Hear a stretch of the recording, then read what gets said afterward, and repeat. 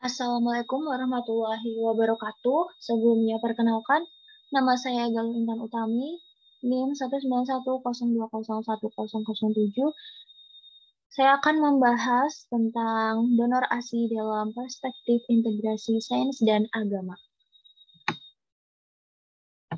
Definisi donor ASI menurut pandangan Islam adalah ibu menyusui yang memerah ASI kemudian didonasikan atau diberikan oleh seorang ibu bukan untuk bayinya melainkan untuk bayi orang lain yang membutuhkan yang diberikan secara sukarela. Menurut surah Al-Baqarah ayat 233, donor ASI diperbolehkan dalam Islam. Selain itu, kegiatan donor tidak selalu diasosiasikan dengan kegiatan sosial atau non-profit.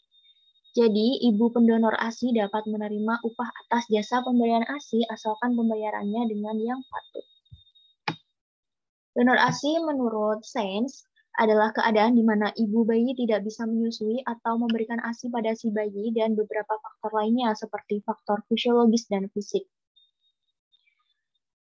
Padahal bayi sangat membutuhkan asupan ASI karena banyak manfaat yang tidak bisa didapatkan dari susu formula. Jadi alternatif yang bisa dipilih oleh seorang ibu untuk tetap memberikan ASI kepada bayinya adalah dengan mendapatkan donor ASI.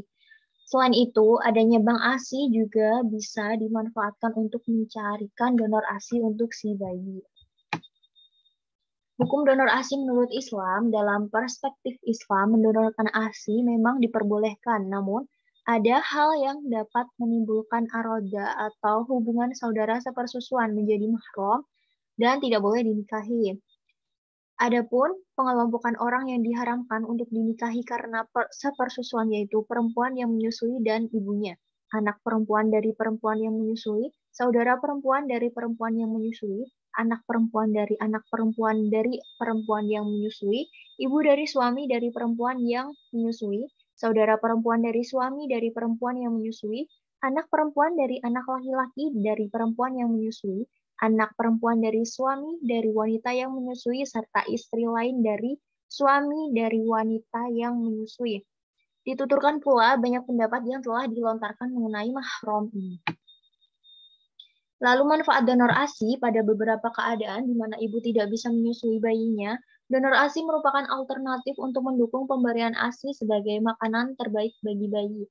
Beberapa dari bank ASI, donor ASI tidak tercampur ASI dari para donor, melainkan dikelompokkan sesuai nama donor.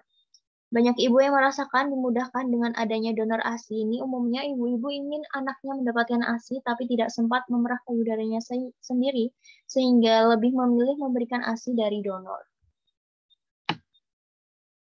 Lalu peraturan donor ASI, Peraturan Menteri Kesehatan Permenkes mengenai donor ASI tersebut akan terangkum pada PP nomor 33 tahun 2012 yang mengatur tentang pemberian ASI eksklusif, mendonor ASI, pengaturan penggunaan susu formula bayi dan produk bayi lainnya, pengaturan bantuan produsen atau distributor susu formula bayi, saksi terkait serta pengaturan tempat kerja dan sarana umum dalam mendukung program ASI eksklusif.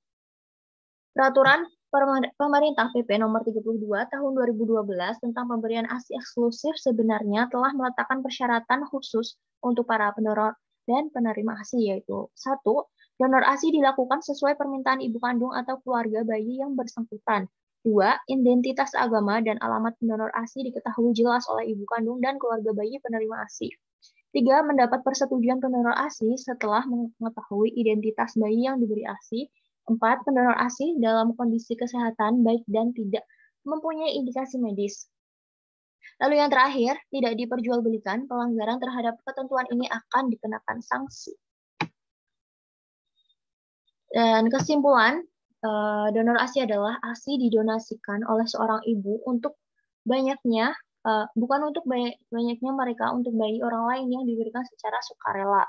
Pemberian ASI pada bayi jelas sangat dianjurkan sebab ASI makanan terbaik bagi bayi, kecuali bila ibu mengalami sakit berat dari mengonsumsi obat-obatan yang dihadirkan mencemari ASI. Peraturan Menteri Kesehatan Permenkes tentang donor ASI, susu ibu terus digodok ke Kementerian Kesehatan melalui Ditjen Bina Gizi dan Kesehatan Ibu dan Anak. Saran yang dapat disampaikan, para pembaca dapat menggunakan makalah ini untuk menambah wawasan tentang donor ASI dalam perspektif agama dan sains. dan disarankan kepada para pembaca agar dapat membahas lebih lanjut mengenai donor ASI. Sekian presentasi yang dapat saya sampaikan. Kurang dan lebihnya saya mohon maaf. Billahi taufiq wal hidayah. Wassalamualaikum warahmatullahi wabarakatuh.